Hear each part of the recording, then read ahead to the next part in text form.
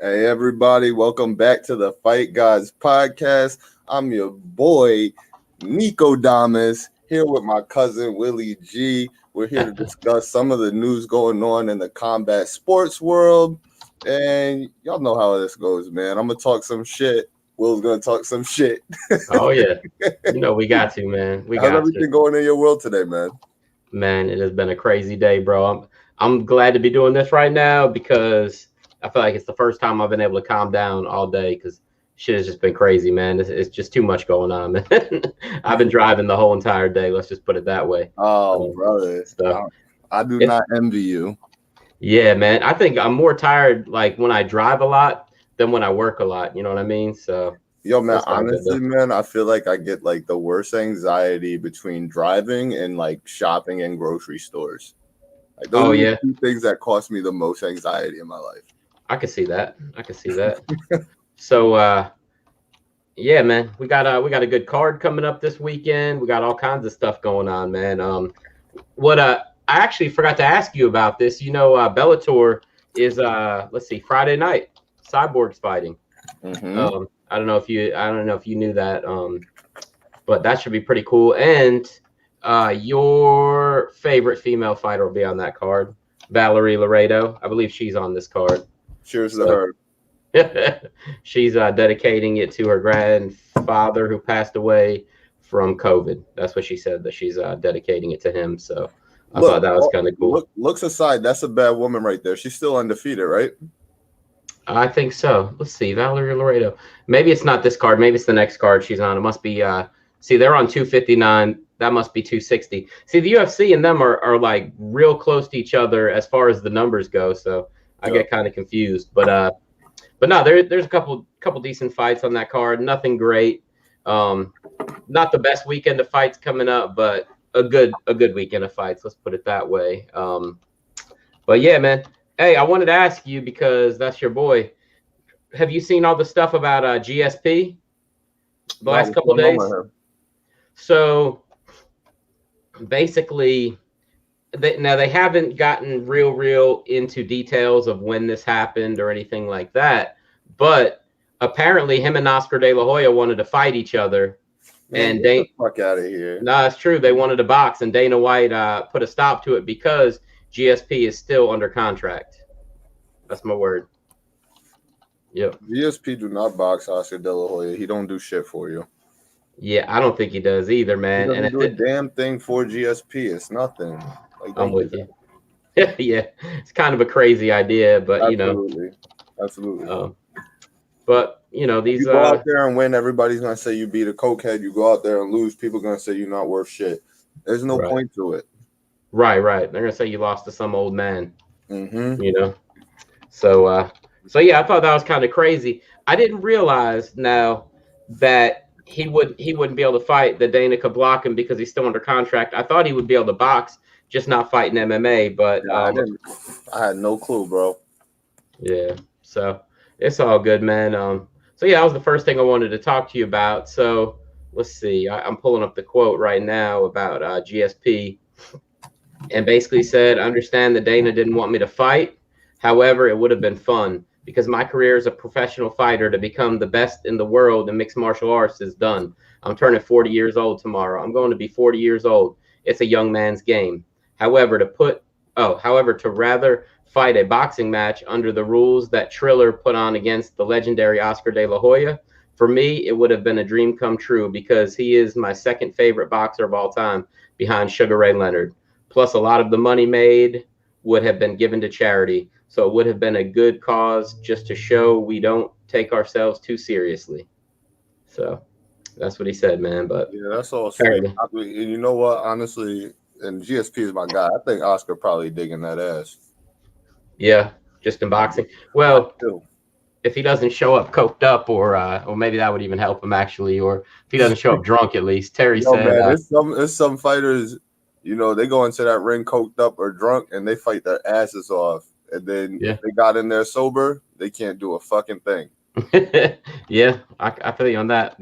Those guys, I have a feeling though, probably it has to do with their nerves, and that's just their way of like settling down, you know. But it doesn't make it right, doesn't make it a good thing. That's a horrible idea, in my opinion. But yeah. So while we're on boxing, and we're on these call outs and mega fights, there's a report from The Sun that Floyd Mayweather wants to put all his belts on the line to take on Conor McGregor in a blockbuster rematch. Look, my guy, Floyd Mayweather, you're retired. You don't have all your belts anymore. He says he still has his belts, and he wants to put them all on the line. He's going to take them from his house, like the belts he has at his house. Like, nobody recognizes you as that champion no more, my guy. You're retired. Hey, maybe. Hey, you know when Tito fought Del Rio in Combate Americanas or whatever, they put the UFC belt on the line against Del Rio's WWE Spinner Championship. Man, get the fuck out of here. They did. Yep, that's the truth. Because there was obviously no titles on the line, and nobody, you know, really cared about the fight, so they decided to make it a title fight, and that was their bet. Yo, them boys are stupid. Yeah, so I bought myself $150 title off of line, and I had a backyard wrestling match a couple years ago. Yep, you need to put that on the line, man. WKND, champion of the world. Come see me? Yeah, come with you on that. Hey, man, you better be careful, buddy. You better be careful. Somebody in the subway is going to get you. That challenge first? Who do I think would? Yeah, I don't. Alpha. Alpha. Yeah, Alpha. Most likely. Like, I'll do the wrestling. He'd be ready to go, man. I'm so dangerous. Yeah, so dangerous. Oh, Terry Howard said he'll run your fade, man. Yo, oh my God, yo. I wish you knew Terry, because that's so funny coming from him. Oh, yeah? All right. He's fucking hilarious. I feel you on that, man. I'll run you your fade. He's ready to go, bro. But, yeah, probably Alpha would want to. But, yeah, so basically the Sun article and a lot of other people are picking up on this story and doing quotes and stuff. A source within Mayweather's camp told The Sun, Floyd is getting mad now. He wants the fight to go ahead next year. He's been telling everybody in his camp he's going to beat the hell out of him and saying he's got a dead record. Floyd is even willing to put all his belts in McGregor on the line in McGregor's weight class because he's so sure he could beat him again easily. Right now, Floyd is super focused on his boxing. He even asked his girlfriend to move out temporarily so he could train without distraction. Yo. Wait, no, his stripper fiance. I guess. Okay. But, you know, is he focusing too much on talking junk to Conor and trying to put together this mega fight and not, you know, giving Logan the time of day? Money man, he always has to have that next money play set up, and it's not like he's frying any big fish with Logan Paul. Right. Could you imagine though, just a fluke shot, Logan Paul glances him and knocks him out, or even hurts him bad enough? That would be insane, man. He will flip the fucking world upside down if he does that. Yeah, he will. Yep. He will flip this. Like, that is something that cannot happen. Yep, you're right. But hey, man, I mean, I'm not gonna say we've seen crazier things because I think that might be the craziest thing in sports history that happened. Be the craziest fucking thing we have ever seen, Will. You know how big boxing would become and how much money they'd make off of it if he did? Logan and Floyd, Logan and Jake would end up being the biggest boxers in the world right after that, and they'd be getting paid even more than they are, astronomically. It would be insane. I can't even imagine that. Terry Howard said maybe Floyd should get some pigeons. Yeah, he gonna fly pigeons like Mike. Hey, it might need to, man. You gotta have something to do, bro.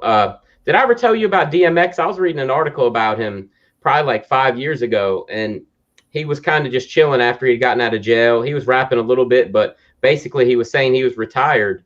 And I think I can't remember what magazine it was in, but basically they said that he was going to an Applebee's every day. He'd show up at like 9 in the morning and stay till about 4 in the afternoon. And what he would do is he'd fly his he had like a real expensive like droid droid that he would fly. Okay. And he would do that for a few hours until lunchtime and then go eat lunch. He'd come back outside, fly it for a while, go in and eat dinner, and then go home. And they said he was doing that every day of his life for like a long time. For real. It's really strange. The dude at the source like stayed with him, I guess, 2 or 3 days just to like see what he was. I think it was the source. It might have been XXL, whatever it was. But yeah, it was very strange. But you know what? So sometimes you need something like that, like Mike with his pigeons. You need something to concentrate on, I guess, just to keep you out of trouble. I mean, in Charlotte, I can't remember the whole thing, but man, he got arrested for impersonating a DEA or some shit like that, or an FBI agent, one or the other. DMX did. He had a wild life, man. They need to make a movie out of him because he has a ridiculous story, man. He really does. But yeah, man. That's really fucking strange, dude. I know. I don't want to spend too much time on it because the man is gone. But that's I love him. No, I know. Yeah, no, I love DMX. He's the man. One funny thing, real quick, I'll tell you. Yeah, he got arrested near you in Buffalo. I'm sure there's like 40 other people that live in all different areas, Terry, that could say the same thing about DMX. He spent time in jail here. I'm sure other people could say that one as well. One thing about DMX and Jay-Z, which I think is funny, is they both claim that before they got signed, they had this battle at a pool hall on top of a pool table, and both of them claim that they won the battle. There's obviously no videotape of it, but I've just always thought that was kind of funny, man. Just that they both just claimed that they just destroyed the other one. And I'll tell you, back then, that's when they were young. I guarantee you DMX won because he was nasty before he got signed. I think Jay-Z got better over the years, but DMX was like ridiculous. His first album was just astronomical, So he was pretty polished when we first saw DMX. Yeah. Jay-Z was, his style was so different in comparison to the way that it is now. Right. He had that like double time flow, but he could slow his shit down. It was totally. I would compare Jay-Z's flow to that of Big L's. Right. Oh yeah, I'm with you. And DMX just was all over the place. Like came in with the different type of cadence, the different tones in his voice, like very animated. Yep. But both legends, man. Both legends, and no disrespect to either of them. Like I said, I'm a big DMX fan though. But so while we're on call outs now, Edson Barbosa, he says he wants to fight Max Holloway. That's who he wants to fight next. After that fight with Shane Burgos, he's calling out Max Holloway. Max Holloway is looking at Charles Oliveira right now. You think so? Oh, he's already beaten him, right? That's what I would be looking at if I was Max. Yeah, I feel you on that, man. He's still be looking at that. He has to be. Right. He has to be like, right. I might still be able to take Charles. And they don't seem like too keen on giving him his shot versus Volk for the third time. So it's like, what are you going to do? Yep. That's true, man. That's true. And could you imagine Max does go up and win that guy? He would definitely be considered legendary, one of the greatest ever. Legendary. Yep. You're right about that, man. And look, I know that we disagree about what's going to happen in the Conor fight, but look, could you imagine if Conor beats Poirier, and in the meantime Max did beat Charles Oliveira, and those two got their rematch? Max and Conor. I want that so bad too, because That I would be know Max amazing. will wash that boy. Yeah, I think I so too. know Max will wash him Yep, up. I think so too. And the funny thing is that just sort of like Diaz in the second fight, you know that Max won't try to take him to the ground, even though we know Max is a better grappler. Max will make it a point to keep the fight standing just to show off. No, So don't never get me twisted here. What Conor did to Jose Aldo, very fucking impressive. But what Max did to Jose Aldo, twice. Yep, I'm with you, man. that I'm with was a you on that. fucking performance right there. Yeah, He you're made right about Jose that. look so, like after Conor knocked out Jose, I was like, that motherfucker was emotional. He's still Jose though. After I watched Holloway beat Jose, I was like, Right. no. Yep, you're right about that, man. That was kind of ridiculous. And also, I mean, what he did to Pettis too, because Pettis was still pretty good at that point. That's right. But yeah, Max is just insane, man. It's funny that he's both of our favorite fighter at the moment. Mm-hmm. But look, whenever he fights next, I can't pick him. I'm just gonna say he's losing right now, just so that he doesn't lose. We can't jinx him, man. But yeah, man. So besides that, quite a bit going on in MMA this week. But we'll go ahead and we'll jump into the fight night. Rob Font versus Cody Garbrandt. I don't even know who's on this card, man. Tell me. Pretty cool card, man, for a fight night and for just being on ESPN or whatever. It's a good lineup.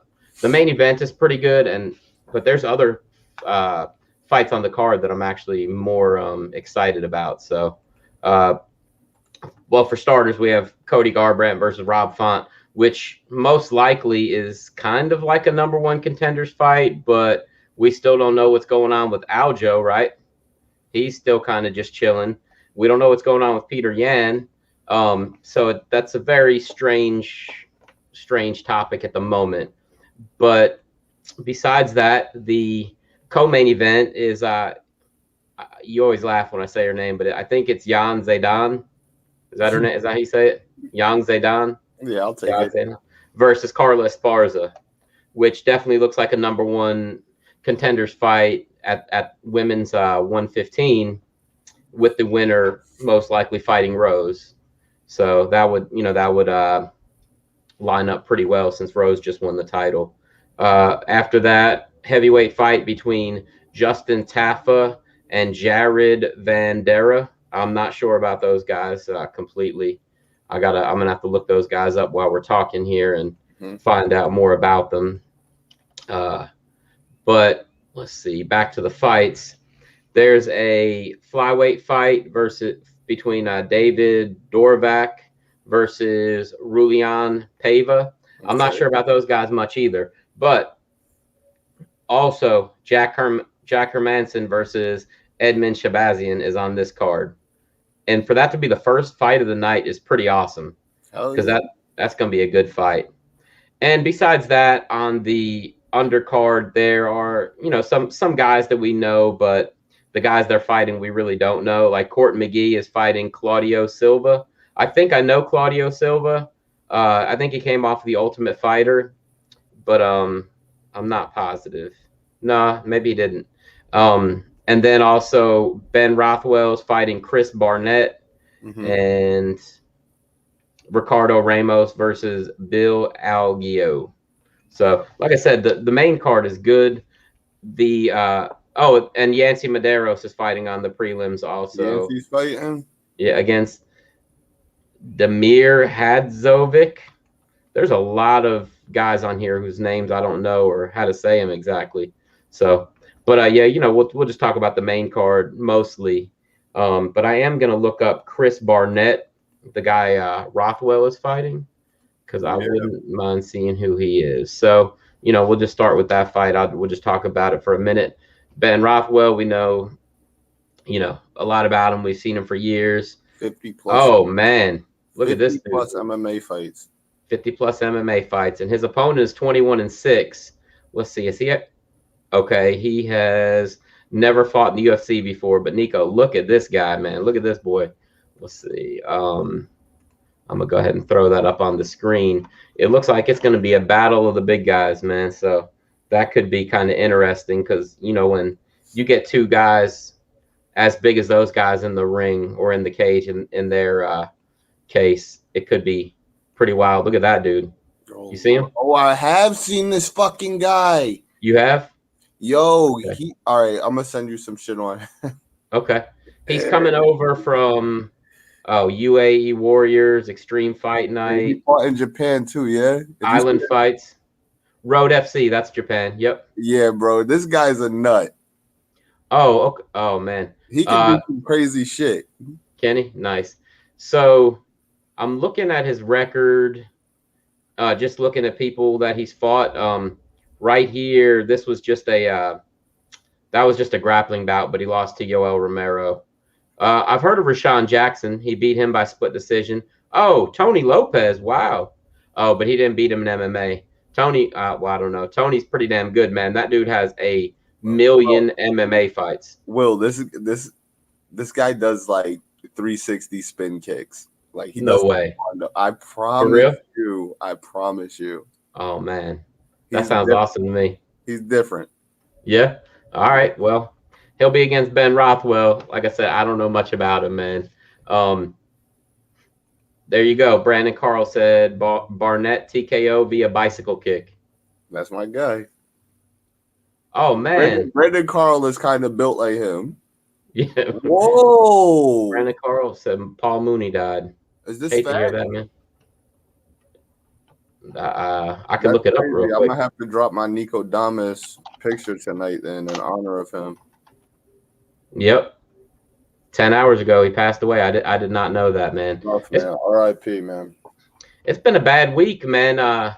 Did you see that earlier this week or late last week that New Jack passed away? I did. Yeah, New Jack passed away.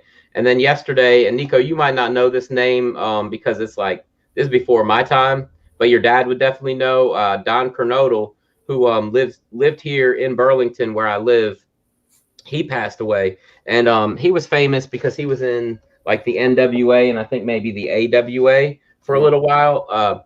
Basically, he was Sergeant Slaughter's like buddy. He came in, there was like a tag team. It was Rocky and Don Kernodle, their brothers, and they kind of came in as backup for Sergeant Slaughter doing like a USA type gimmick. So he passed away yesterday, which was a bit more big news, around me just because he lives here just like Sergeant Slaughter does. So, but yeah, man, rest in peace to Paul Mooney. That's horrible, man. That's a legend right there.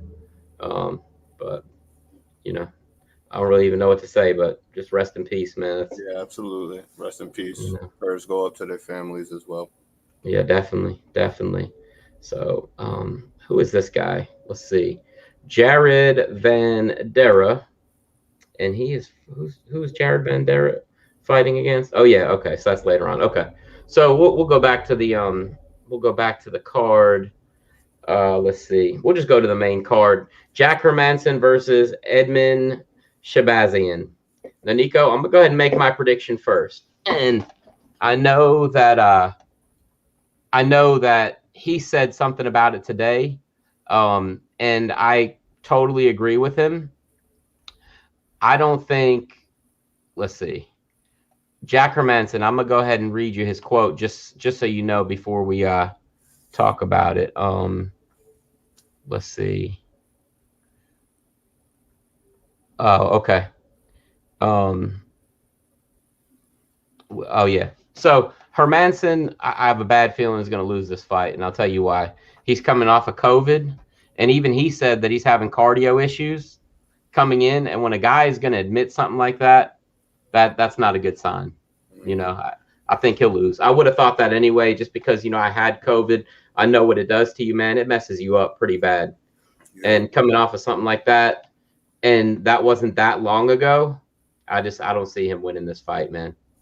I really don't see it at all.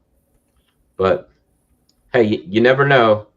He's got some slick submissions. I think that probably should be his game plan, to try to just take Shabazian down real early and get the fight over with. I as quick agree. as possible. I agree. That's Herman's the best option, but I think Shabazian takes it as well. Nico, I'm out of Coke, man. I'm drinking Mountain Dew tonight, man. I feel like a You all traitor. popped up on Mountain Dew? I am, Chip. You gonna come at me like a spider monkey? Hey, man. Hey, man. I told my teacher she had a lumpy butt. Bro, he said, I pissed my pants. I'm still wearing my pissy pants now. God, what a classic scene, man. Threw a bunch of his old war medals off the bridge. These are bad kids. Grandpa Chip. Man, that was funny, man. That's that scene right there, I think, is the best part of the movie. But it's just great, man. I'm front row at a Leonard Skinner concert, and I'm hammered drunk. he's singing Freebird. I like to picture my Jesus. Hell yeah. I like mine with a beard. Oh, no. Chip said, he's a man. He had a beard. That's right, because they kept saying baby Jesus. Baby. 8 pound, 4 ounce. Little baby, baby manger. He's like, just so small and innocent and omnipotent. Oh, man. Good stuff, man. Let me see this real quick. Nico, this was the fight that I said I really don't know either of these guys. Rulian Paiva versus, let's see, his opponent is David Dvrajak. Sure, that's how we'll say it. Both of these guys have very similar records. David is 19-3. Rulian is 20-3. So let's see. Oh, man. I'll tell you who I'm taking right now. Ulan Paiva. I'm taking David Dvorak because his moniker is The Undertaker. Got to go with him, man. Love it. I'm going to go with Rulian. 6, 7, 8, 9, 10, 11, 12, 13, 14, 15 wins in a row for this dude, The Undertaker. We're going to split it up. Yeah. He beat Jordan Espinoza and Bruno Silva so far in the UFC. But hey, man, he's young into the UFC. Let's see, Rulian Paiva. Oh man, he beat Mark De La Rosa in the UFC. Let's see. So far in the UFC, he is 2-2.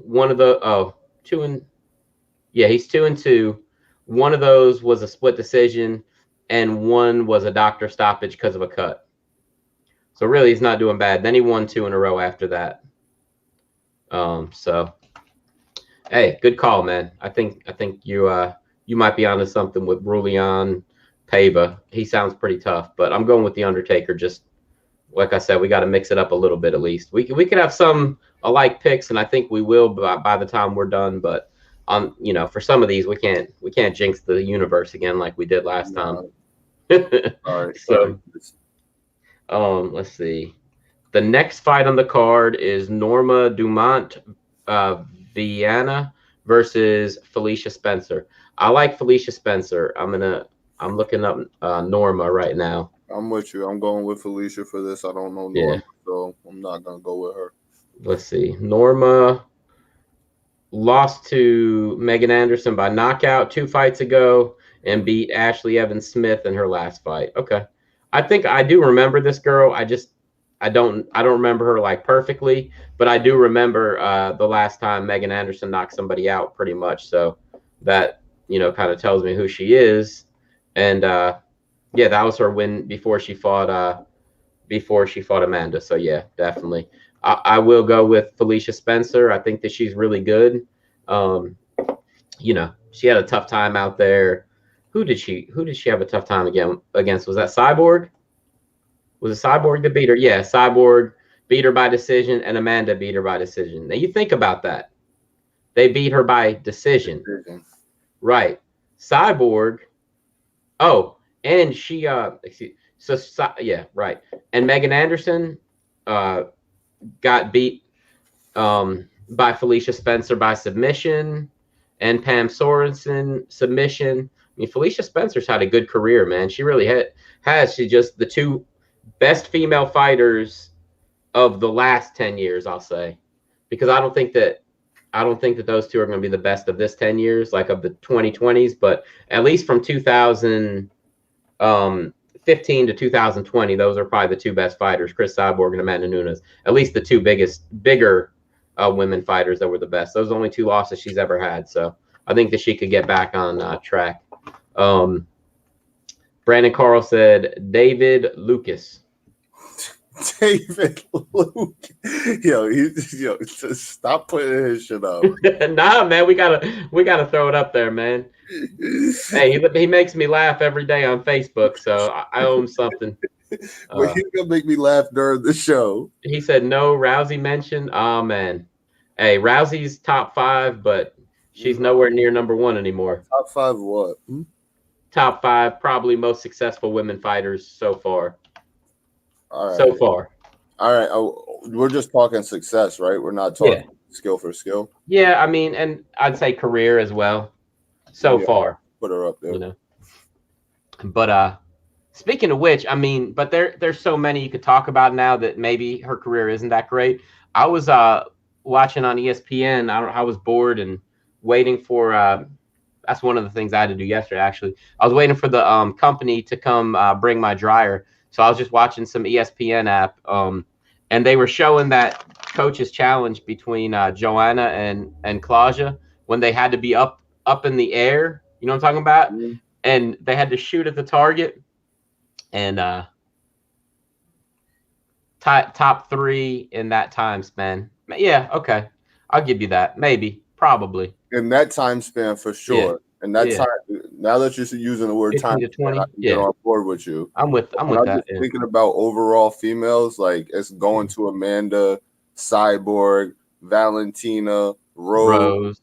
Joanna. Like these are women that I personally view above Ronda, but I would never throw shade at her career. She's a pioneer. Awesome. What she did was absolutely amazing.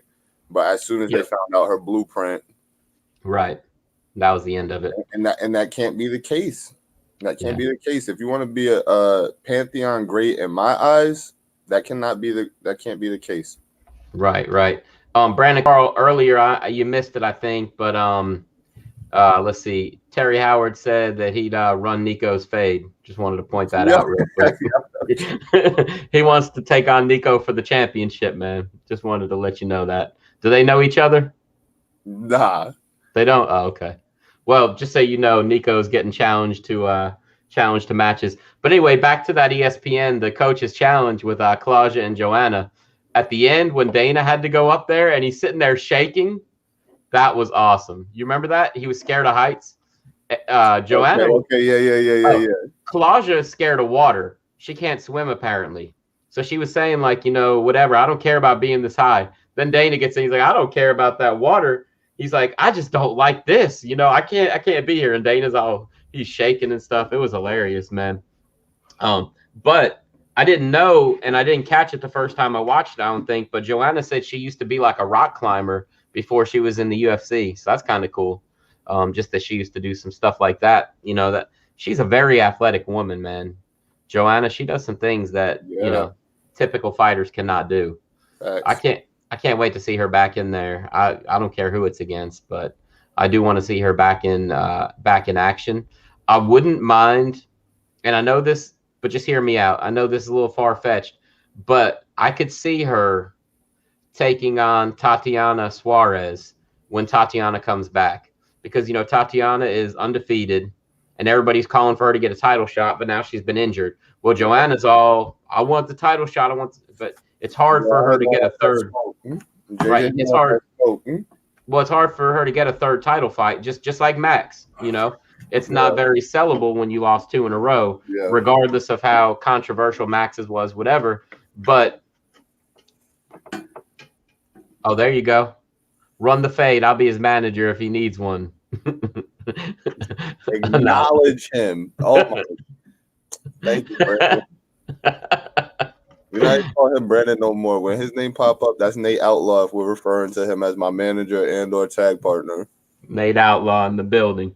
But yeah, so anyway, that's why I could see Joanna and Tatiana fighting if the timeline sets up right, because a win over Joanna gets you a title shot. she might not get a title shot, probably won't, but a win over her will get you a title shot, in my opinion, just because of her, longevity and how long she was the champ, all that kind of stuff. So anyway, we'll go down to the next fight. I think we both agreed that Felicia Spencer should win that fight, and Yes. somehow we got all the way to Joanna climbing rocks, but hey, it's all good. Justin Taffa versus Jared Vandera. Justin has great knockout power. I remember when he KO'd that boy Juan. Juan Adams. Yes, but I think that Jared gets the job done. I remember shortly after that, Justin fought somebody with 10 Ws under their belt, and that guy won by decision. I think this is going to play out probably the same. Okay. All right. Let's see what we're working with. Yeah. Okay. So Justin, right? You said Justin knocked out Juan Adams. Is that what you're saying? Yep. Yeah. Okay. And his opponent was, let's see. Oh, Jared. Oh, you think Jared gets it done? You said. Let me just look him up real quick. I want to see what he's working with. Oh man, he's kind of a big dude. Let's see. He's got kind of the Tim Sylvia bod, just not as bad. Let's see. How tall is he? Is he pretty tall? Jared. Jared. Let's see. He's 6'4". Yeah, he's pretty tall. Oh man, Nico, you know Jared is a bad dude when he beat Harry Hunsucker, bro. TKO'd him on the Contender Series, man. And Harry Hunsucker, that's my boy, man. So if he lost to him, that's pretty good. But hey, you know what? Just to be difficult, I'm gonna go with Justin. Screw it, man. You living on the edge, bro. Justin, every fight he's either got knocked out or knocked the other guy out, except losing his last fight by split decision.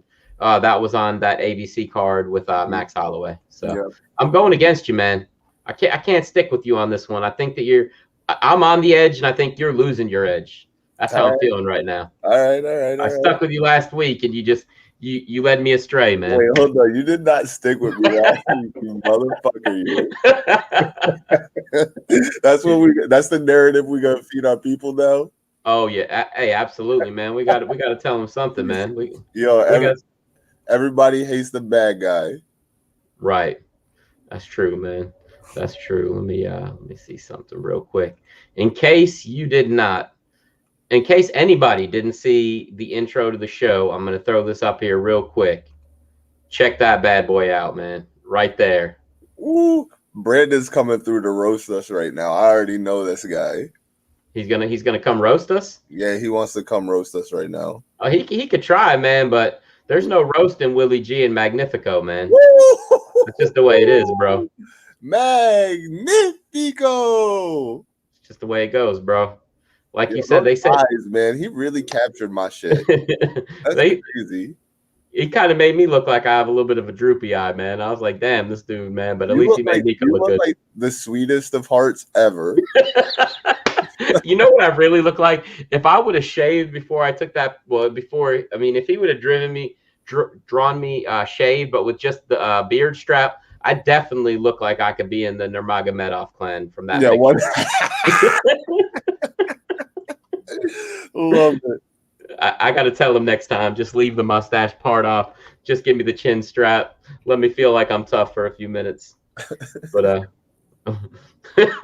But here's where things get interesting. Definitely. The co-main event, this fight is awesome. The 3 fights that I would tell everybody to look out for, maybe 4, is going to be Jack Hermanson versus Edmund Shabazian. I think that the Felicia Spencer fight should be exciting as long as it lasts. She'll probably win by submission.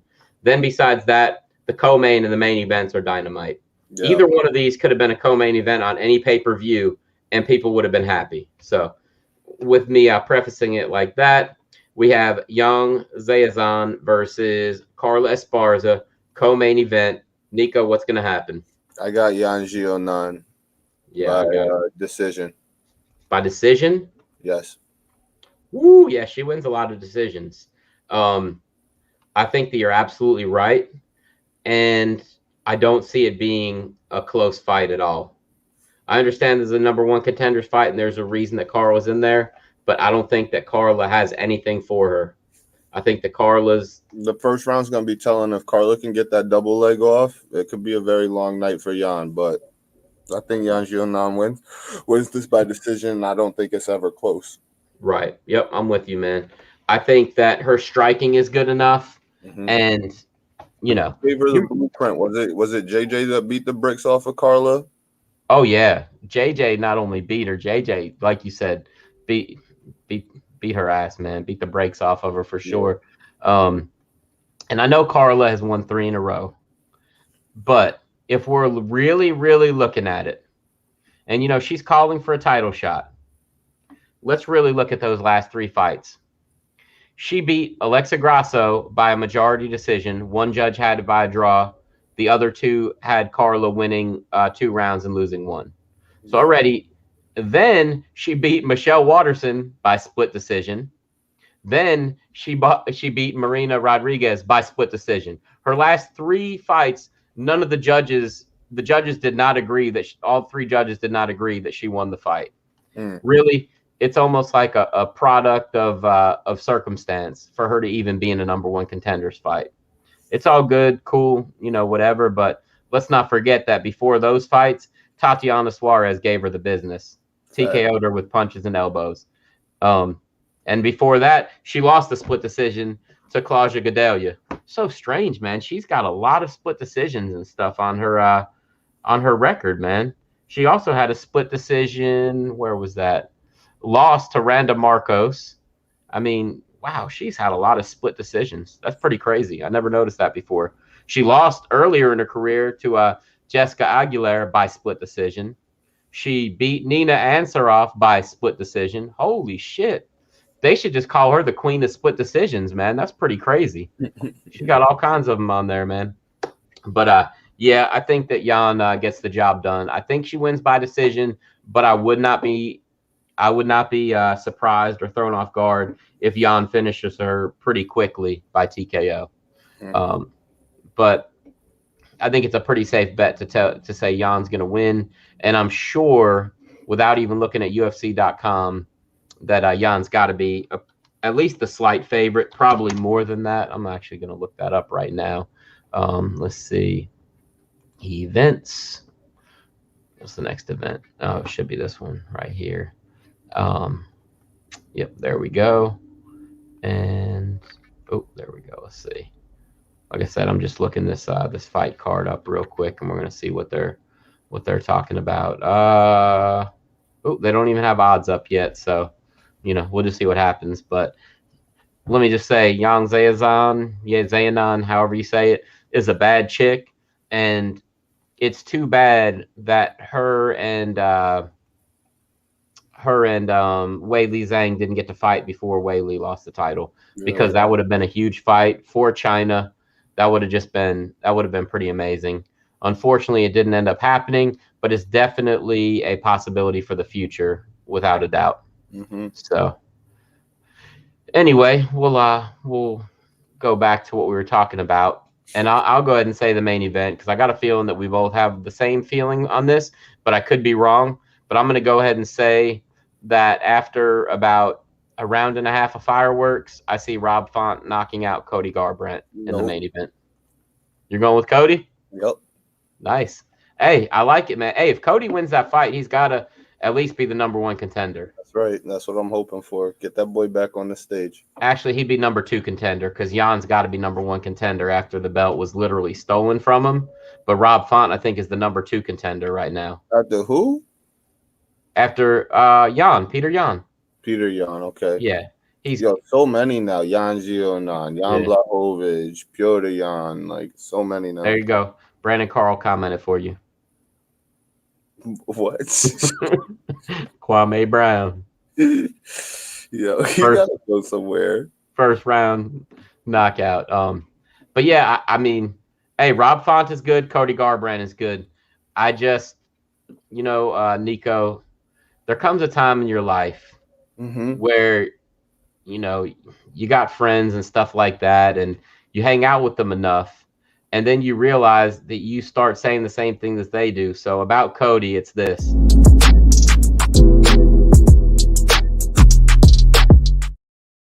His chin is suspect, bro. His chin is suspect. His chin is suspect. And But after, go I'm gonna ahead. do some of this math that never really adds up in the MMA world. Okay. Rafael Asuncao, The sun's out, yeah. Asuncao, Hmm. didn't he sleep Rob? He did. No, no. He beat him by decision. All right.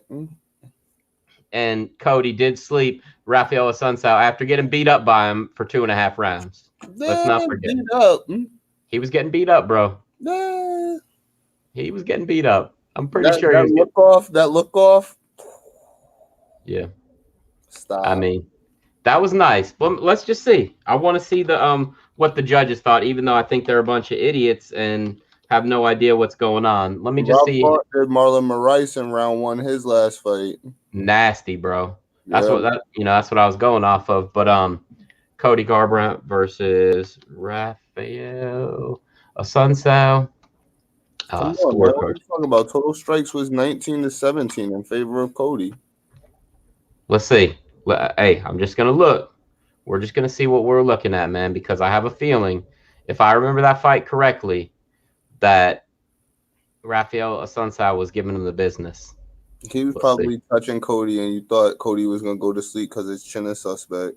It's definitely suspect. Okay, that was the same. Oh man, that was the same night that Sean O'Malley put Eddie Wineland to sleep. That was a good fight. Eddie Wineland went out. Let's see. Yeah. Oh man. Cody was right in that. Okay, so let's see. Strikes 19 of 43 to 17 of 52. So he was landing at a higher percentage already. Hey, you know what? They did give him the first round. Yeah, They gave him the first round against Rafael Sansa. Yeah, I thought it was the second round. I thought it was the third round that he knocked Sansa out, and I guess it was second round. I might be. Oh, you know what fight I'm thinking of? No lie, man. I'm gonna go ahead and say I was completely wrong.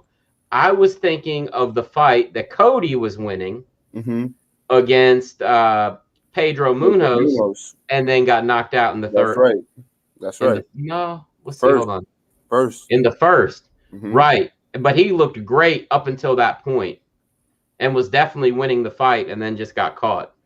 Yep, that's probably what I was thinking of, because I think he was doing good. I really like Pedro, man. I wish that dude would fight more often, man. That's an exciting fighter right there.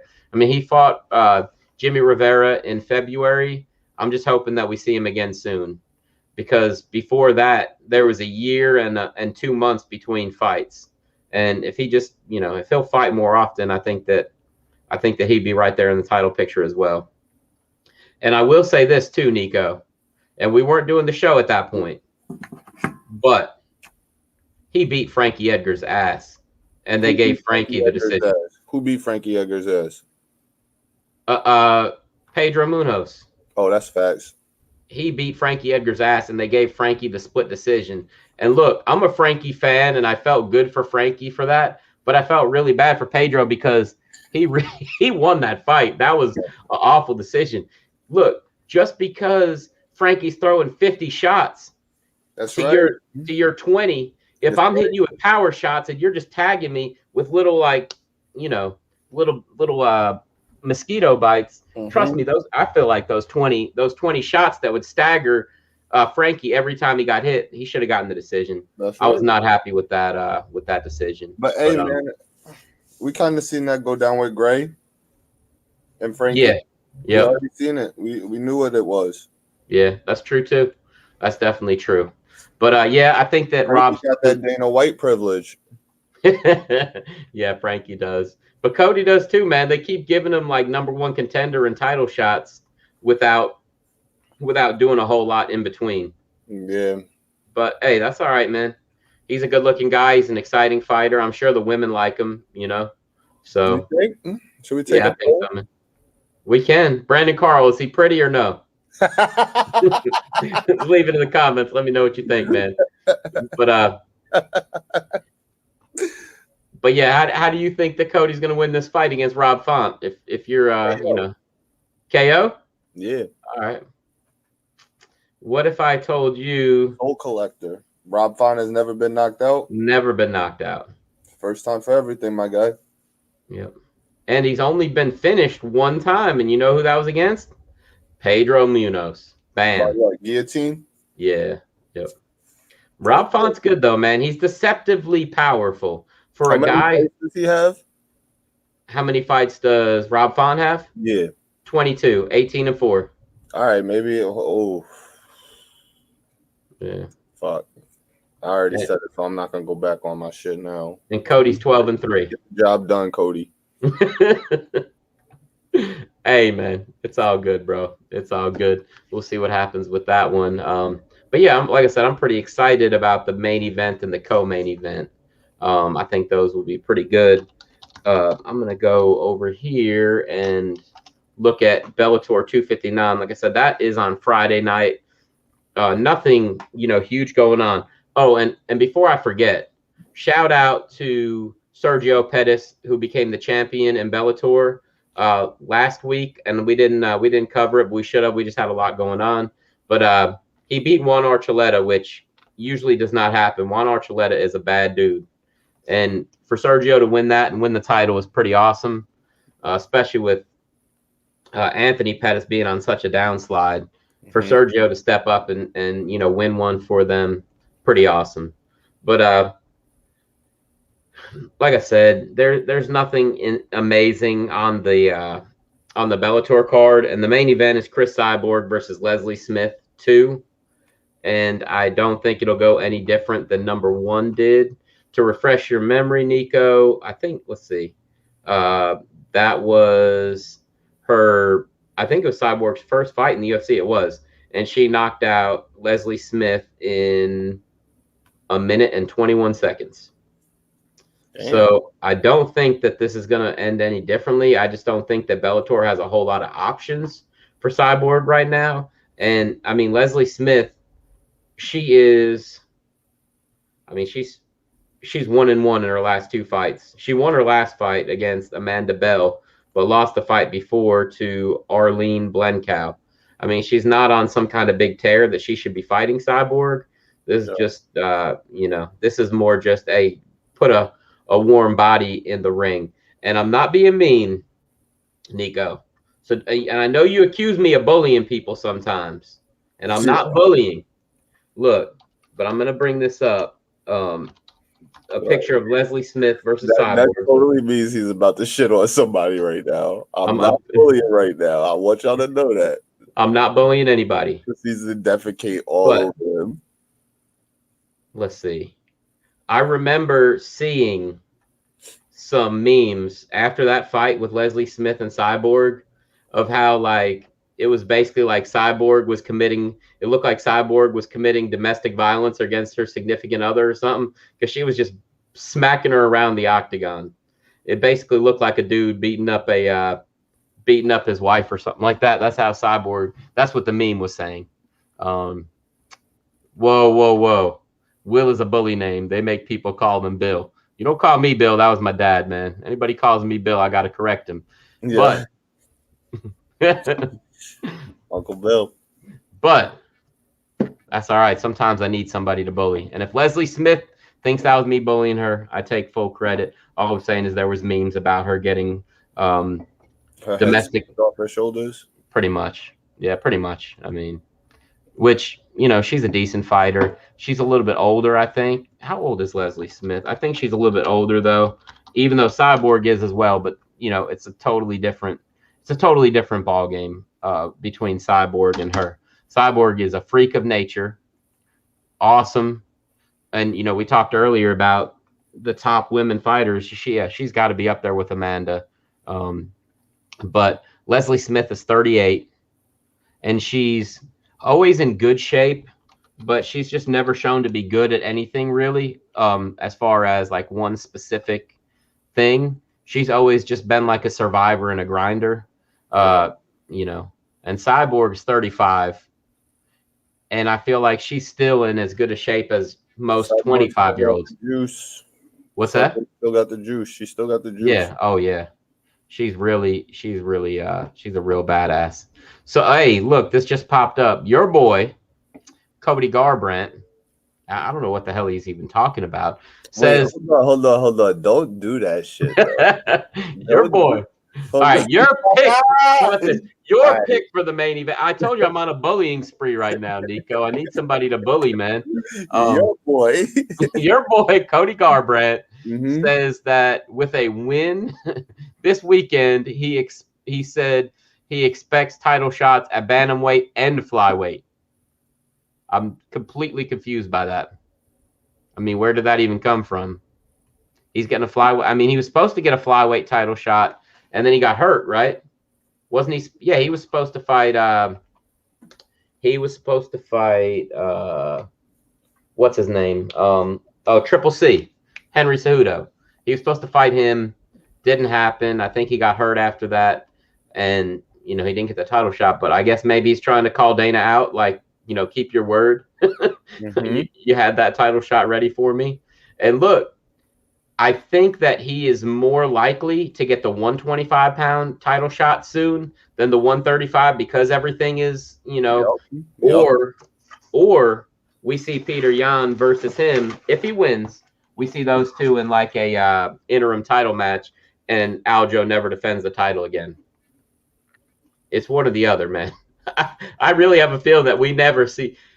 I think there's vacating that title. Yeah, I see a 50-50 chance that Aljo never fights again in the UFC. I'm not saying he won't ever fight again, but I could see him leaving the UFC as champion. Just, I don't even know why, but just with the way he's been acting on social media and stuff. And, he wants to defend it, man. He knows that he got that on some fluke shit. He knows he was getting his ass beat. Look, and with the way he acts, he'll start comparing himself to Khabib. Guarantee you, if he leaves with the title. But as a champion, the last standing American champion. Yeah, for real. Well, no, now we got Rose though. We do have Rose. No. She's born in Wisconsin. Oh yeah, she's Lithuanian, but she's born in Wisconsin. Nico, we got one for the good guys. We only have one American champion, and her name is Rose. Thug Rose. Jamaica can have Aljo back. They can keep him. He claims Jamaican and American. We'll let him go with the Jamaican hat. Black delegation request Eminem.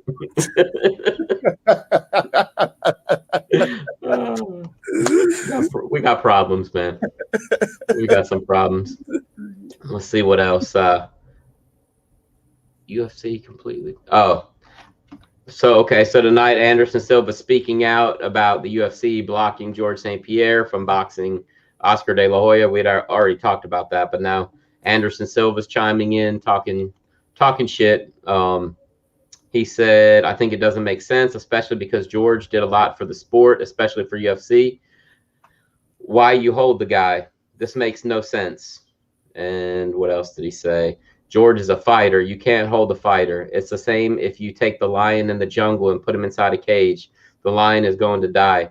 You can't do that. Nobody can do that. This makes no sense. This is terrible, terrible, completely terrible. It's funny because the article said Anderson Silva rips UFC for blocking George St. Pierre from boxing. Anderson Silva is such a gentleman that they consider him saying this is terrible, terrible as ripping them. Yeah. Because he doesn't talk shit. He even wasn't talking shit to Chael Sonnen when Chael Sonnen was like, this is terrible. Yeah. That's him ripping somebody. Yeah. It's okay. this is terrible. Yeah, that's him. Oh my, Anderson. He's very upset. You calm down now, Anderson. I mean, hey, that's not okay, man. We don't like that kind of language out of you. But man, what an awesome guy. Nico, there was something else that I wanted to talk to you about on the air that we didn't cover the other day.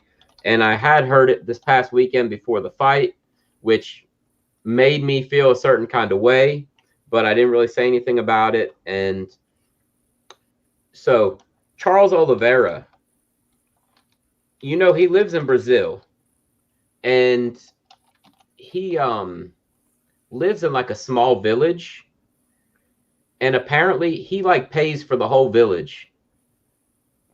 Literally, like it's like a little like village, and basically he like pays to keep the village running. Wow. He's like the wealthiest guy there, and like he like I heard something like he bought like all the kids in the village bicycles. Like this was before his title fight. Um, so it's pretty awesome, man. It's that's a pretty cool thing. Uh, he lives in Sao Paulo, but like in a little village. I don't know the whole story exactly, but I was listening to Shel Sonnen talk about it, and I was also listening to maybe somebody on Ariel Helwani talking about it. And that just makes me feel like, hey, we picked the wrong winner, but it's pretty awesome that he at least, you know, won the title, just for that reason alone. But also, Nico, Yep. Monday, what's it called? Ariel and DC. You ever watch that show? Ariel and DC, yeah, DC Yeah. and Hawani. Yeah, DC and Helwani. There you Yeah. go. I think DC is watching everything you say and is just repeating it the next morning. You think so? Yeah, because we do shoot our shit on Sunday. We do it on Sunday. They do it on Monday live at lunchtime. Mm-hmm. And there were several things that Nico said on Sunday night that were eerily alike what DC was saying on Monday. I mean, it was incredible, really. And even down to the fact when they started to talk about the Beneil Dariush fight, and DC said, well, I know it's not right, but we have to make this about Tony. Just like you said the night before, wait, why are we making this about Tony? We have to make this about Beneil. He just did the complete opposite of what you said, which was kind of weird. Then the stuff that he was saying about Islam was the same stuff you've been saying and were saying the night before about Khabib's protege. Mm-hmm. And there was one other thing that he was saying, and like it was like basically word for word what you said. And I'm like, man, I said DC is watching our show. I think that he's disguising himself and calling himself Brandon Carl, maybe, and just taking down notes and talking shit to us. But really, it's DC, and he's just trying to figure out what's going on and what to say the next day. One thing he did talk about, I don't even know who was talking about, Nico, but it doesn't matter. But apparently he made some kind of a joke about one of the fighters' wives or girlfriends because her name was Matilda. And he was talking about how that's like an old name. And I didn't even know we were naming people Matilda anymore. And I guess that fighter got upset and DC like apologized or whatever. Nah, he should have never apologized for that because that shit is fucking funny. It is funny. And then you know what DC says? He's like, the only other time I knew of Matilda was when the dog that used to come out with the British Bulldogs in the WWF back in the day. I was like, yes, DC. Such a classic reference. Yeah, like DC, you're such a dork. Well, I bet you she knows somebody named Miss Trunchbull. 100%. And she probably got a weird search history of looking up fat boys eating triple chocolate cakes. There you go. You can do it, Brucey. Well, the funniest thing is that after the dude got, I guess, upset with DC or something, DC went back and, looked at everything. And the girl's name is actually Esmeralda. It's not Matilda, but DC got the name wrong and said that. Your name, though. Esmeralda. Yeah, that's what he said. That's what DC said. He's like, that's even more off the wall. He's like, chanting shit. What are you doing right now? Oh, man. Chokey. Are you crazy? Man, that's ridiculous. I've never met an Esmeralda in my life. There was one Esmeralda that I knew of. That was in Dusk Till Dawn. That was Salma Hayek's character. And after that, nobody should ever be named Esmeralda again because she killed it. So we could just let that name rest, I feel like. So what else is going on here today? I'm just checking out some other headlines, making sure we didn't miss anything. Nico, did you see the picture of Becky Lynch that came out this week? No, I'm sure she looks incredible, though, because she was busting her ass through her pregnancy. Yeah, she looks really good, man. Kind of ripped up, man. This was let's see, I'm trying to find the picture, but it was a picture of her working out, and she's got serious definition already. So what were you talking about? You said that she was working pretty hard the whole time. Yeah, she was pregnant. She worked straight through her pregnancy, man. You could tell that her whole entire game plan is to get back to WWE as soon as possible. Of course, doing all of her motherly duties, I'm sure. Yeah. but Right. you could just tell that goal was to stay in tip-top shape, man. Right. I don't see the picture that I saw the other day, Nico, but I do see this one. So I'm just going to share that real quick. Let's see. We can show you this right here. And where is it at? I guess it's that one. Yep, there we go. That's her lifting weights. I mean, she looks awesome. How far after the pregnancy is this? Like how old is her child? I don't know. I can check that out though. Let's see. That's fucking ridiculous right there. Right. Oh yeah. No, she looks great, man. I mean, she looks like she hasn't even had a baby from that, point of view. 100%. Yeah, so let's see what we got here. December 7th. So exactly 6 months and a week ago. 6 months and 1 week. Pretty insane, huh? Yes, sir. Yep. Hey, man, I'll be glad when she comes back, man. Seriously, because like before she left, the women's division was really like heating up, man. Yes. I mean, right now, well, with her back, it's almost the best I think that it's ever been. The best it's ever been, seriously, is when Ronda was champion. Only because you had Asuka, you had Bayley, you had Becky, you have Sasha, you had Ronda, you had the Bella twins. I mean, that's an insane lineup of Nia Jax. So I'm pretty pumped up about her coming back, man. I've been starting watching wrestling a little bit more again because they're getting ready to have real crowds again. So that's kind of cool. But yeah, man, Becky Lynch, total badass. Props to her, man, for sure.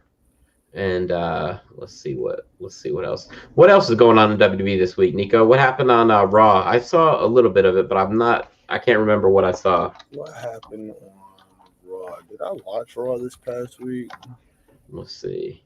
I think I'm not too sure. I'm not too sure what happened on Raw this week. Let me see what happened. I'll go check out some results. Let's see. Let's see what we got here from May 17th. I'm trying to remember because I watched a little bit of it. Oh, Nico, yeah, that's what I saw. Oh no, that was from the pay-per-view. But Tamina and Natalya won the tag titles, right? Was that on Sunday? Yeah, that was on Sunday, right? Yeah. Okay, so let's see what happened. Riddle wrestled Elias. And let's see how'd that go. Let's see. Looks like it was some kind of schmaz, man, some kind of double disqualification or something because Jackson Riker and Omos got into it and Styles like went out there. It looks like it was probably like a no contest. Okay. So let's see what else. Angel Garza versus Drew Gulak. I think that's probably why I fell asleep because these two matches were first. I like Elias, and Matt Riddle's okay, but Angel Garza and Drew Gulak, they're good performers, but they just don't do a whole lot for me. Gulak won. Oh no, I'm sorry. Angel Garza won by pinfall. Kofi Kingston versus Randy Orton for the 750th time. And let's see.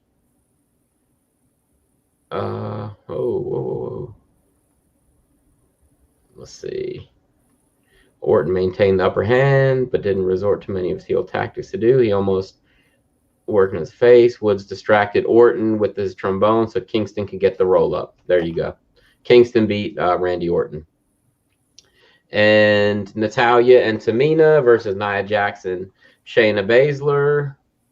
And Tamina won, knocked Jax down with a super kick and got the pin.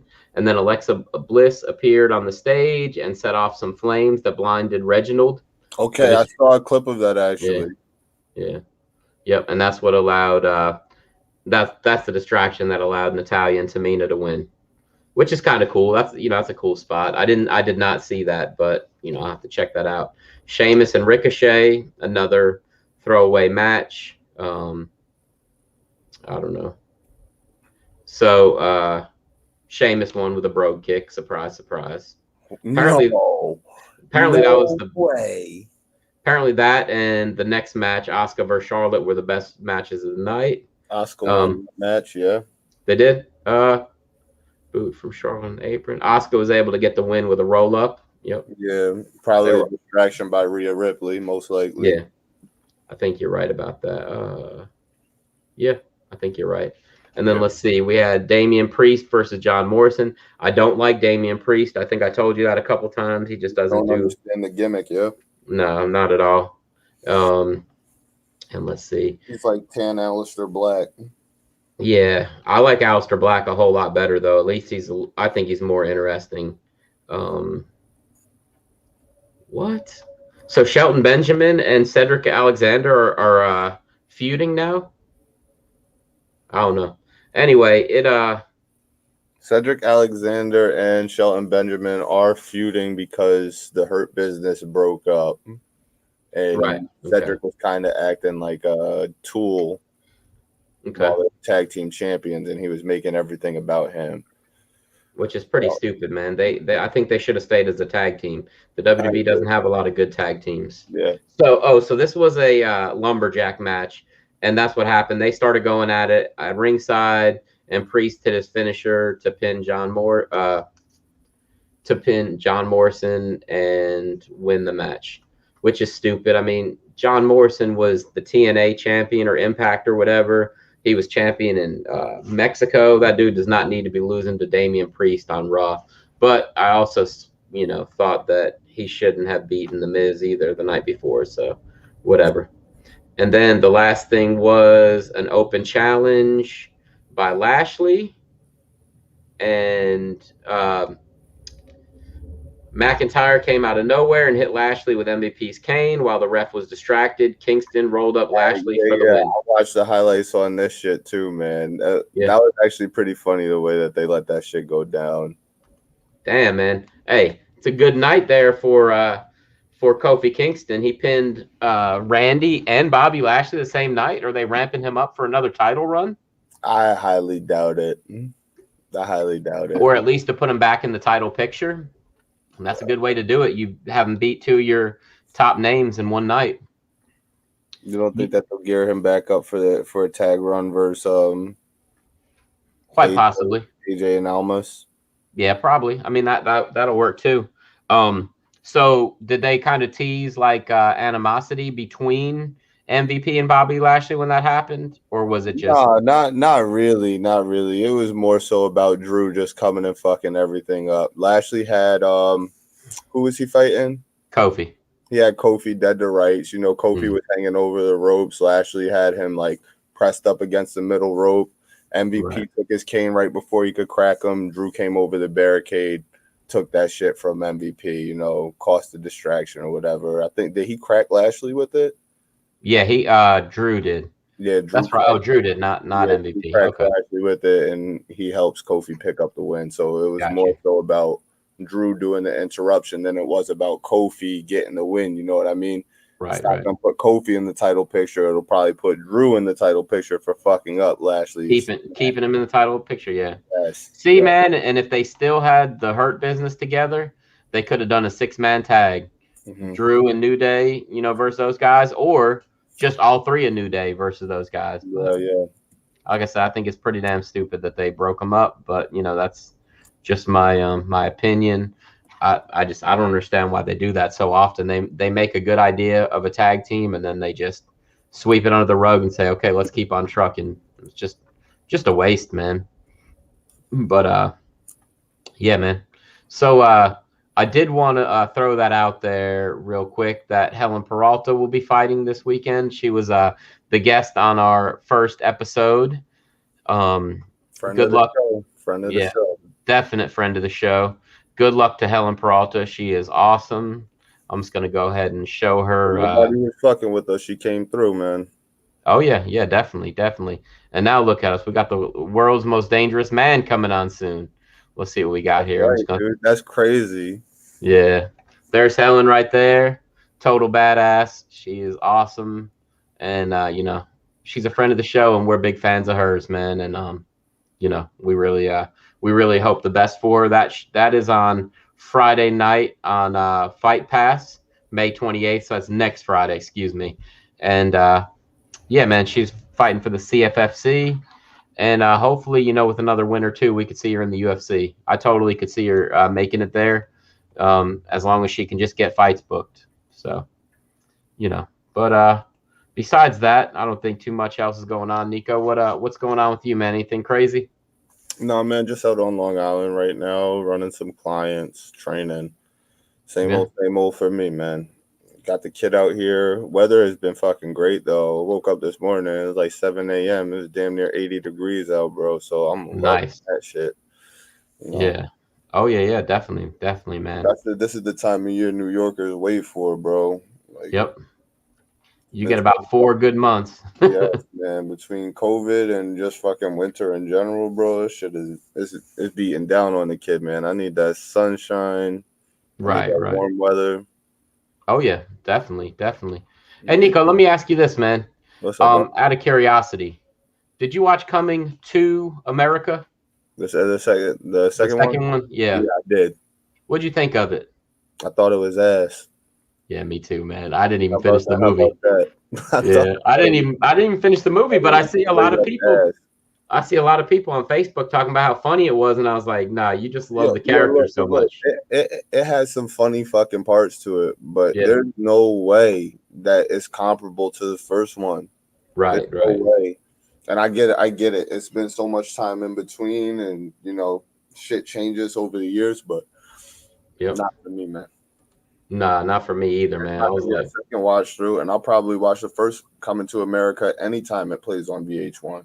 All the time, bro. Look, there's certain movies you got to watch when they're on, and we've named 2 of them tonight. I mean, Talladega Nights and Coming to America, Step Brothers, Old School. Those are the movies. But it's also bro, I get you don't have to reinvent the wheel, but you can switch some shit up. Like, we know for a fact that if you traveled back after, how long was it between the Coming to America and Coming to America 2? 20 plus years? I would say probably 30 years exactly, because I was probably 91, 90. If you head back to that fucking barbershop, none of them barbers is going to be there no more. So make them descendants, make them relatives. Yeah, I can see that. You can go back, but switch shit up. And then it's Coming to America too. How much time did he fucking spend in America? My man went there, he showed up, he found his son within 6 minutes and brought that motherfucker right back to Africa. What are you talking about? Yeah. I mean, that's true. I did see him find his son. That was pretty quick, man. Yeah. That's true. Stony Shores, you're liking the thing, man. Why aren't you talking, man? You don't like to talk to us anymore? He's over there liking the video, but he's not talking to us, man. This dude, he's too good for us now. Bougie. He must. Yeah, man. He must. You know what it is? He found out that Terry Howard was going to run your fade, and now he's just a little nervous about being around for that. Yeah. Oh man, look at this dude. Now he's talking. He says I'm weak. Look, I see him online, man, over here doing wine tastings and going and gallivanting with rich people that own liquor companies and shit, man. You want to rub elbows with only the finest people, man. Yeah, I heard for that. Nah, but I mean, I heard he's been hanging out with Billy Joel a little bit, like all kinds of stuff. All man. Right, he gotta chill out though. This dude's been hanging out on Dune Road, man. When parties. Will he realize that Vienna waits for him, though? He'll never realize that Vienna waits for him. Nope. That's funny, man. But hey, After he walks out of grocery store, saving his pennies for someday. I'm not gonna do that to y'all right now, man. Don't even get me started on Billy Joel, bro. How many? Who's the real king of Madison Square Garden? That's really what I want to know. You don't know? Anybody who ever played for the Knicks. Who's the king of Madison Square Garden? Billy fucking Joel. You think so? Who got more banners up at MSG than Billy Joel? Please. I don't know. I mean, when you asked me that, and like I was thinking of singers, I actually was going to say Bruce Springsteen, but I really don't know. Billy fucking Joel is the king of Madison Square Garden. I don't care what anybody says. I feel you. Hey, I can see it, man. I'm not gonna argue it. I'm really not sure, man. Don't But at me. Don't send for me. Don't do nothing. Just accept what I'm telling you as the gospel. you know who was the king of Madison Square Garden Who? for the longest? Hulk Hogan. He was he was the king of Madison Square Garden. We're not gorilla press. Oh man, bro, let me just tell you about one of the matches I went to when I was a kid. I think this one was at Nassau Coliseum though. It was Ric Flair versus Hulk Hogan, the first time they ever wrestled, and it was for the WWF Championship. And it's the only time they wrestled, and it was a house show. They end up wrestling more over in WCW and stuff, but at the time that was their only match ever, and it was like a whole deal where Mr. Perfect interfered and all this other stuff. But it's crazy that the WWF didn't give those two a feud back in the day. Yeah, it is insane to me. I know. Hey, look, I know that the Macho Man in ring is 1,000 times better than Hulk Hogan, and Ric Flair versus Macho Man is a better match, and that's what they went with on the WrestleMania, and they did Sid Justice versus Hulk Hogan. And those two matches together are probably better the way that they set them up. But man, who didn't want to see Ric Flair versus Hulk Hogan? I mean, that's a no-brainer, man. And Vince just didn't have the vision for it. He just thought, well, you know, we'll do Macho Man versus Savage. Hey, great match, but just for the spectacle of it, you know? What you got, man? Billy Joel set the record for most consecutive performances by any artist at Madison Square Garden with 53 shows in a row. Like 53 days in a row he played shows there? 53 shows in a row. Oh, not playing anywhere else? I don't know, man. That's probably what it is. That's crazy. And bro, more than 3 years ago, he broke the record for most performances by any artist at the Garden, period, with 65 shows in July 2015.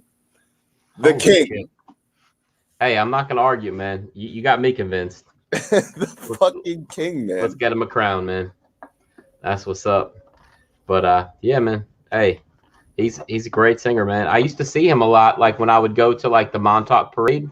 Mm-hmm. He used, like, almost every year I'd see him out there just chilling, man. Definitely just one of the people, not too good to come out in public. But hey, you know, Stony Shores, when you do get to go over to Puffy's mansion, you better throw us an invite, man. Get us some VIPs. Yo, did you hear like in the tabloids not too long ago, Billy Joel's house got robbed? No, really? Yes. That's crazy, man. Yes, bro. They just broke up into his mansion. Oh man, that's horrible, man. That's the life you live when you just got like fucking houses sitting. Yeah, I mean that's true too. Come on, man. Yeah, but I mean you're so rich you could like just, you know, pay somebody just to chill there. Yeah, just fucking chill at my house. For real, man. I mean, look, you ain't got the lights on for you. Yeah. That's pretty funny, man. Hey, you know a movie I was watching last night? I'm trying to remember what it's called, but it's Jason Statham when he was Joe. He was the homeless guy. And he ends up getting into it with these guys, and they like take his girl, and he like he was hiding from the one guy, and I don't know the whole thing, but anyway, like he ends up hiding in this apartment, but the apartment was empty. Yeah, you know what I'm talking about? And he ends up know what you're talking about. He ends up like living in the apartment, and the dude had all kinds of money and clothes and stuff. Okay, and Jason Statham like, you know, starts getting his life together because he was homeless and he was a drunk, but because he, you know, had a place to stay and had money and food and stuff, he was good. Like he was a former soldier. Let's see, what was that movie called? That was really good. I've seen it before, but I hadn't seen it in a few years. What is that movie called? It's called no, it's none of these. Must be a little bit older. Let's see. Not The Mechanic. That was a good movie too, though. The Mechanic is actually decent. Yeah. Oh yeah. Jason Statham got the juice, but I feel like if I really seen him, I'd probably fuck him up in real life. Yeah. He's just a good stunt man, pretty much. I think so. Hey, I wouldn't bet against you, man. We got to have our you know, families back. What was this movie called, man? I'm not even seeing it. Mechanic, no, Blitz, Killer Elite, none of that. Safe. Is it called? Nope, that's not it. But that was a good movie too. You remember that with him and the little Chinese girl? Safe.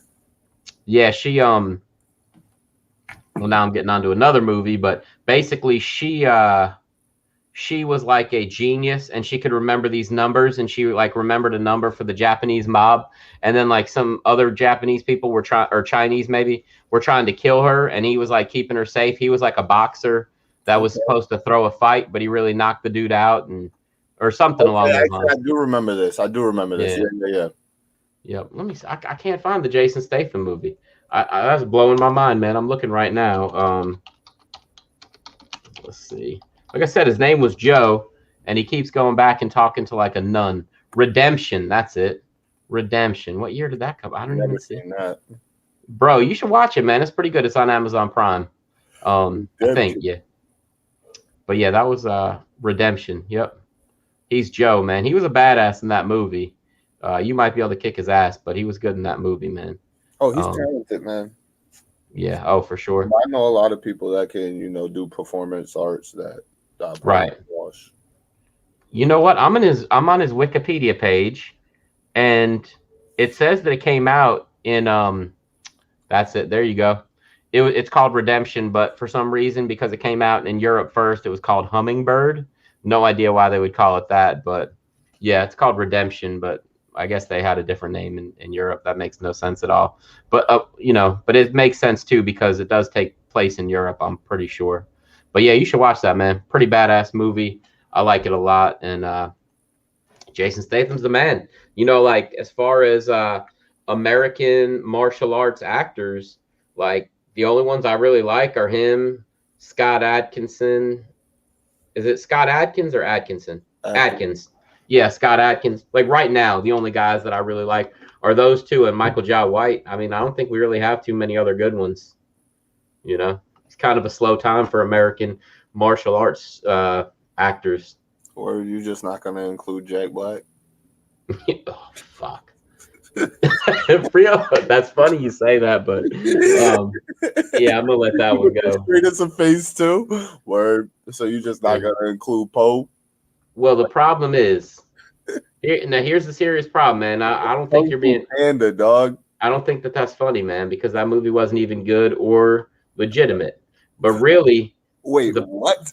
It wasn't even a legitimate martial arts movie. I'm gonna explain this to you, man. Kung Fu Panda was not a martial arts movie. It's garbage, man. That was fake shit. The real shit, though, look, is the GOAT martial arts actor that was American died when I was in high school. Chris Farley. Chris Farley, man. Beverly Hills Ninja, bro. He was kicking asses. You see, I didn't know we could go all time now. Yeah, but like, Haru. I didn't know we could go all time. He passed away. So now bro, like, if you watch the outtakes and stuff, he knocked himself out running around that, I can't even remember what it's called, like the Chinese curtain thing. He was like running back and knocked himself out.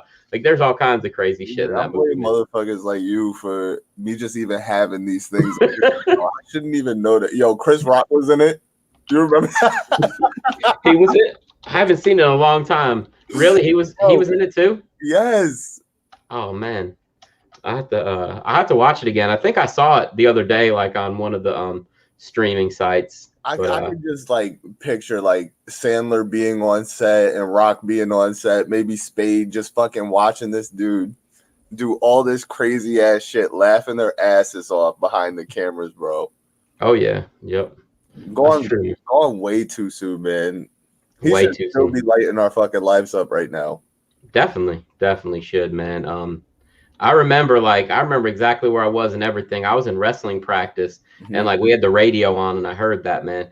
Bro, same thing happened when ODB died. I was at work and I heard it on the radio, and I was like, "What the fuck?" And nobody believed me because I was the only one who was listening to the radio. I was cooking in a kitchen, and nobody believed me, man. But Nico, exactly, man. I know what's up, man. I was listening to everything. We're not gonna do any alpha tonight because I don't think he has any new content, but also because I think that based on what we've been talking about, the way we really should end the show is like this. Let's see what we're at. There we go. That's what we should end the show with, Nico. Boom. The GOAT. Yes. Look, man. Yeah. Oh my God. That's the way we should end the show, bro. We should really end the show like that every week. But anyway, for anybody who's been watching and listening, thank you for tuning in. It's the Fight Gods podcast. I'm Will. He's Nico. Nico, anything on the way out? No need to adjust your screen. Thank you for joining us here on the TFG, baby. For real. You guys have a good week. We will see you Sunday.